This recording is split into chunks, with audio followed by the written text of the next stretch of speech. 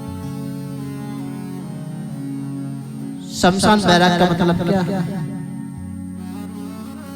शमशान एक ही शमशान।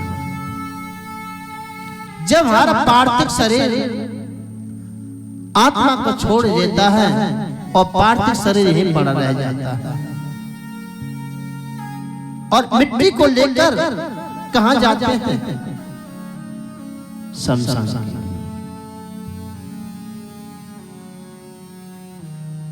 कितना भी बुरा हो, कितना भी उसने दुष्कर्म किए हो, लड़ता हो, भिड़ता हो, ईर्ष्या रखता हो, और अंत में हो जाता है ना, जो लोग जाते हैं लेकर शमशान के अंदर, उनकी केवल भावना एक ही होती है, दूसरी भावना नहीं होती। क्यों? उसके अंदर प्रवेश कर जाते हैं, वही भाव जागृत होता है। शमशान एक से मां एक सा ही शब्द निकलता है, बड़ा बुरा हुआ, बड़ा अच्छा था, ये क्या हो गया? ये नहीं निकलता कि बुरा था मर गया तो अच्छा हुआ, ऐसा नहीं निकलता। क्यों? क्योंकि सबकी भावनाएं उसमें प्रेस करती हैं तो एक हो जाती है। चाहे उसकी दुश्मनाई थी कितना भी, वो भी इस बात को मान नहीं कह सकता बहुत बुरा हुआ, अच्छा हुआ, मर गया, नहीं कह सकता।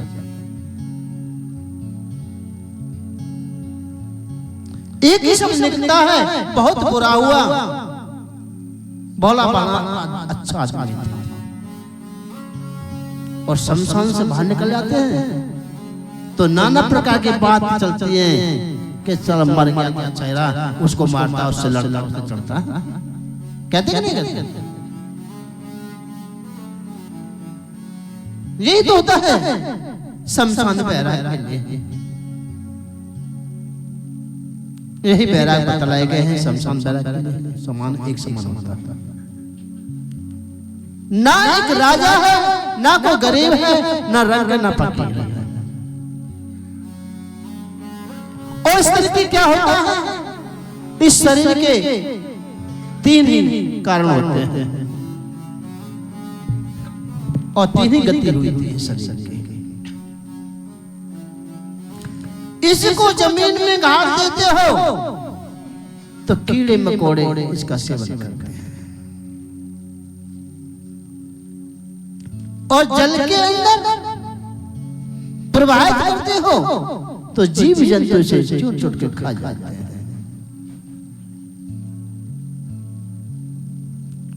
और दाग संस्कार करते हो। इतना बड़ा शरीर था, अहंकार लेकर चला था कि मैं इतना बड़ा हूं, इतना बड़ा हूं, इतना धन संपत्ति है, कोई किसी के साथ नहीं गया। अहंकार ही साथ जाता है, बुराई साथ जाती है, अच्छाई साथ जाते हैं, इंसान कोई किसी के साथ नहीं जाता।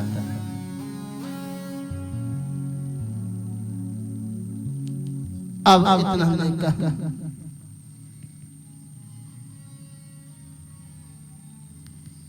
अब शमशान के लिए बतलाया कि एक भस्मी बन जाती है, जल में प्रवाहित करते तो जल जल का पेट भर जाता है, और जमीन के अंदर दफना देते हो कीड़े मकोड़े का पेट भर जाता है। इस शरीर का कुछ नहीं होता।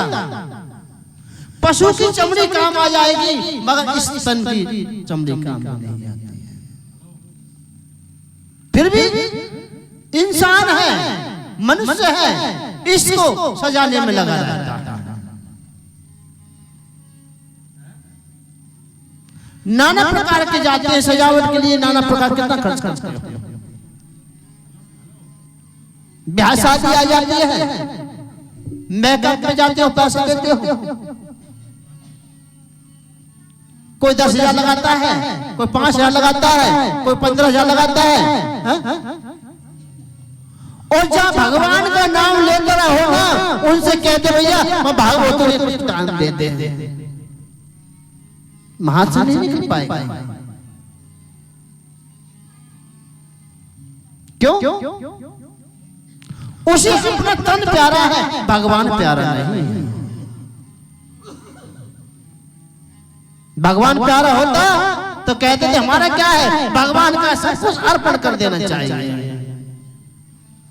ये भी जब होता है जो भक्ति करता है उनके अंदर दया होती है, भाव होता है, तभी वो कर सकता है कि हमारा क्या है। आरती भी करते हो ना, तेरा तुझको अर्पण क्या लागे मेरा,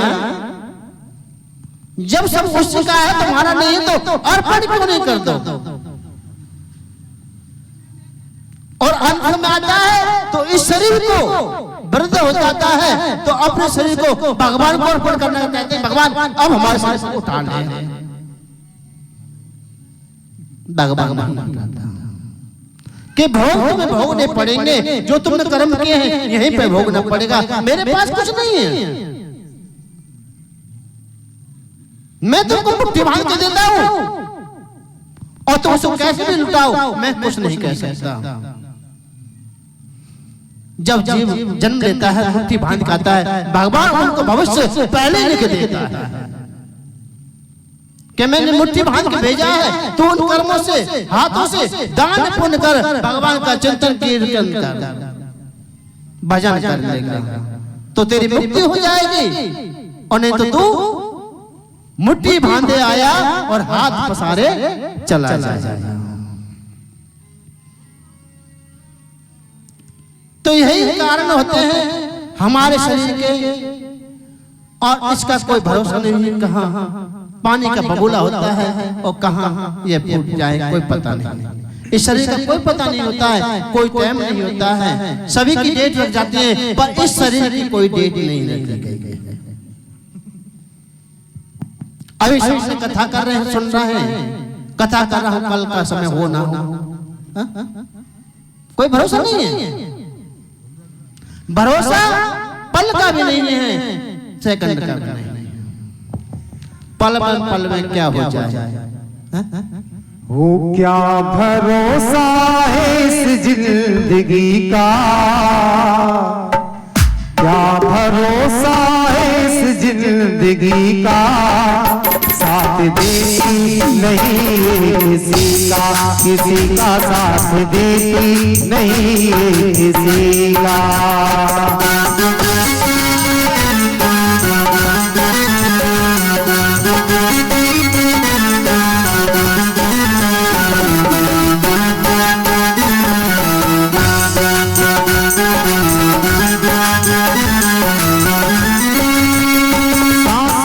जाएगी चलते चलते, समा बुझ जाएगी जलते जलते, समा बुझ जाएगी जलते जलते, दम निकल जाएगा रोशनी का, दम निकल जाएगा रोशनी का, साथ देती नहीं किसी का, किसी का साथ देती नहीं किसी का।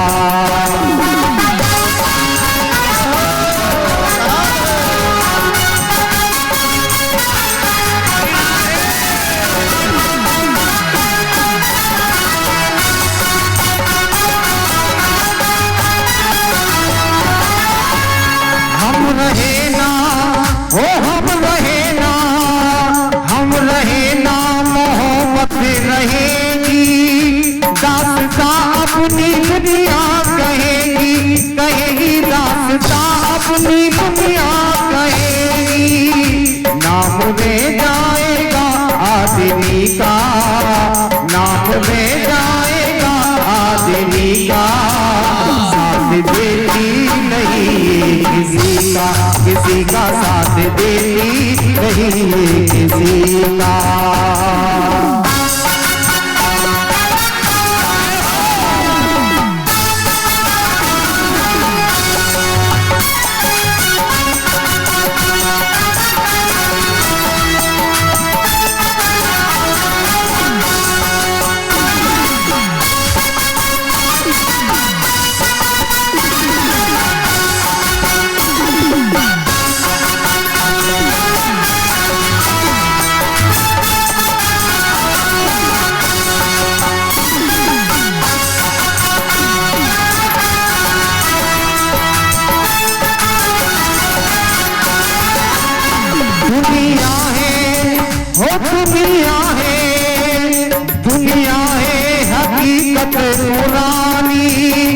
चलते रुकना है इसकी कहानी, कहानी चलते रुकना है इसकी कहानी।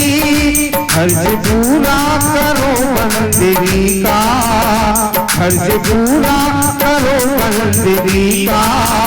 साथ देती नहीं किसी का, किसी का साथ देती नहीं किसी का।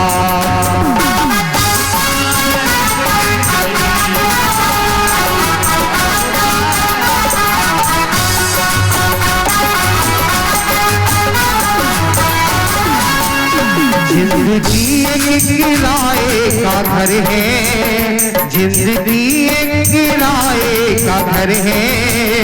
एक ना एक दिन बदलना पड़ेगा, पड़ेगा एक ना एक दिन बदलना पड़ेगा। जिंदगी एक किराए का घर है, एक ना एक दिन बदलना पड़ेगा, पड़ेगा एक ना एक दिन बदलना पड़ेगा। मौत जब तुमको, मौत जब तुमको आवाज देगी, घर से बाहर निकलना पड़ेगा, पड़ेगा घर से बाहर निकलना पड़ेगा। रात के बाद होगा सवेरा, देखना है अगर दिन सुनेरा, सुनेरा देखना है अगर दिन सुनेरा। पाँव फूलों के रखने से पहले, पाँव फूलों के रखने से पहले तुमको कांटों पे चढ़ना पड़ेगा, पड़ेगा तुमको कांटों पे चढ़ना पड़ेगा। जिंदगी एक हो, जिंदगी एक, जिंदगी एक किराए का घर है। एक ना एक दिल बदलना पड़ेगा, पड़ेगा एक ना एक दिल बदलना पड़ेगा। मौत जब तुमको आवाज देगी, मौत जब तुमको आवाज देगी, घर से बाहर निकलना पड़ेगा, पड़ेगा घर से बाहर निकलना पड़ेगा। बोले वहाँ के बिहारी लाल की जय, भागवत महाप्राण की जय, जय जय श्री राधेश्याम। और इसी प्रकार सोशल संवाद चलता रहता है। कहीं पर नारद जी कथा आती हैं, क्योंकि नारद जी सभी भगवान के प्रिय हैं। और कहते हैं कि नारद जी की कहते हैं कि कथा के लिए कि नारद जी नाम किस प्रकार पड़ा। नारद किसे कहते हैं? नारद की परिभाषा क्या है?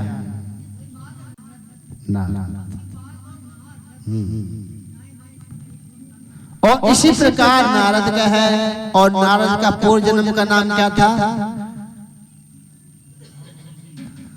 रामदास।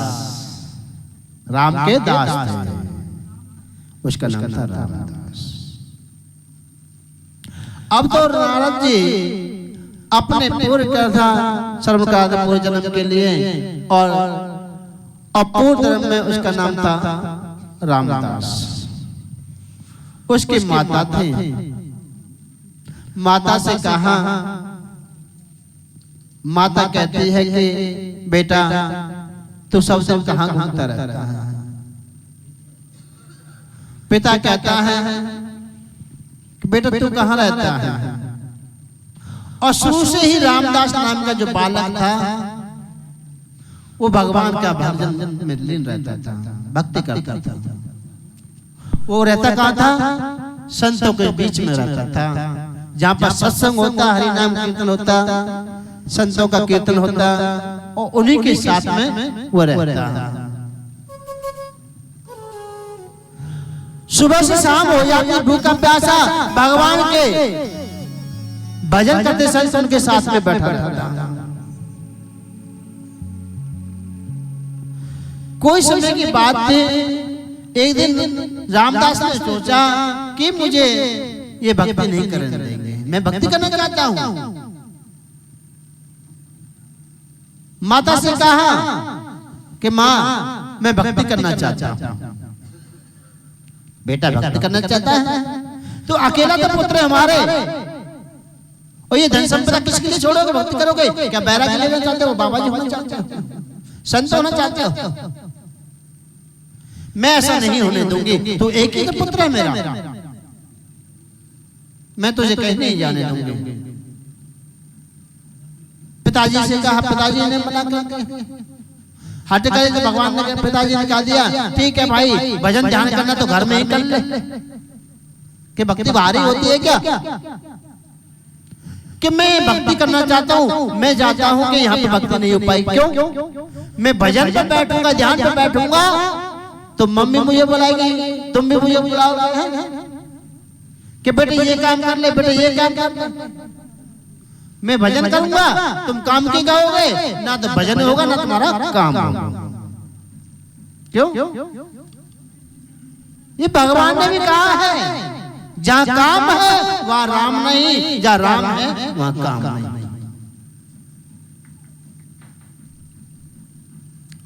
और राम को पाना है तो भजन तो करना ही पड़ेगा, और भजन मोह माया जाल में फंस जाता इंसान, नहीं हो पाता। तो भजन तो केवल एकांत में होता है, भजन और भोजन। भोजन करते समय भी नहीं बोलना चाहिए, और भजन करते समय भी नहीं बोलना चाहिए। और आजकल के तो भैया भजन भी ऐसे रह गए और भोजन भी ऐसे। पहले संत महात्मा भोजन करते थे ना, कोई भोजन बुलाता था, मुंह से कुछ नहीं बोलते, केवल हाथ के इशारा करते थे और कहते थे, इशारे से समझ जाते कि नहीं लेना होता तो मना करते, हाथ हटा देते थे, और लेना होता तो हाथ कर देते थे। क्यों? भोजन करेंगे, बात करेंगे, वो रस नहीं मिल पाएगा। कोई हमको भोजन भाव से खिलाता है और हम बात करें, उसको कुहा बन जाता है, उसका भोजन प्रसाद भी वैसे गया और हमारा भोजन भी नष्ट गया। फोन आ जाता है, भोजन को छोड़ देता है, फोन को उठा लेता है, बात करना चालू कर देता है।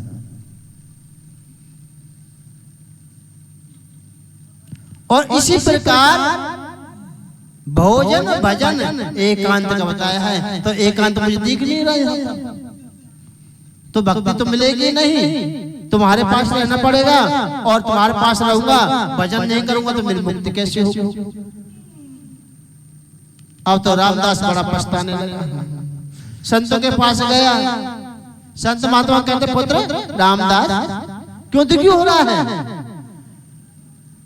कि महाराज क्या बताऊं, मेरे अंदर तो बहुत ही संकट पड़े हुए हैं। कैसे संकट है? मैं भजन करना चाहता हूँ तुम्हारा, तुम्हारे नाम के, भगवान का नाम लेना चाहता हूँ तुम्हारे द्वारा, और मेरी माता मुझे मना कर देती है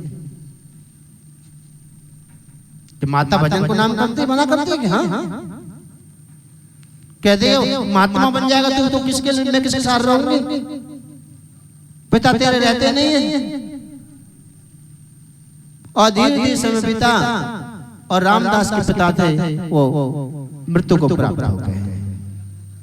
अब तो पुत्र और माता रहने लगे। माता को चिंता लगने लगी, कब बड़ा होगा और कब मेरी सेवा के योग होगा। अकेला है, इसको बाहर भी नहीं जाने देते थे और कहते जो करना ही कर ले। नहीं माना तो संतों के पास पहुंचा और संतों से एक ही बात कही कि भगवान या तो मुझे उठा ले या मेरी माँ को उठा ले। मुझे उठाओगा मैं तेरा भजन करूंगा और माँ को उठाएगा तो भी भजन करूंगा। बड़ी गौर की बात है। एक पुत्र कह रहा है माता के लिए, वो गलत नहीं कहता। क्यों?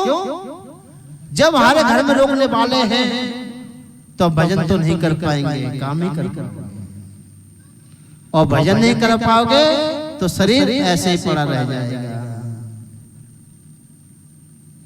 अब तो शंकर ने फंस गए नारद जी और रामदास, अब रामदास जी कहने लगे अब क्या हो? महात्मा ने कहा तो चिंता मत कर बेटा, तू जैसा चाहता है वैसा ही होगा और तू भक्ति भी करेगा।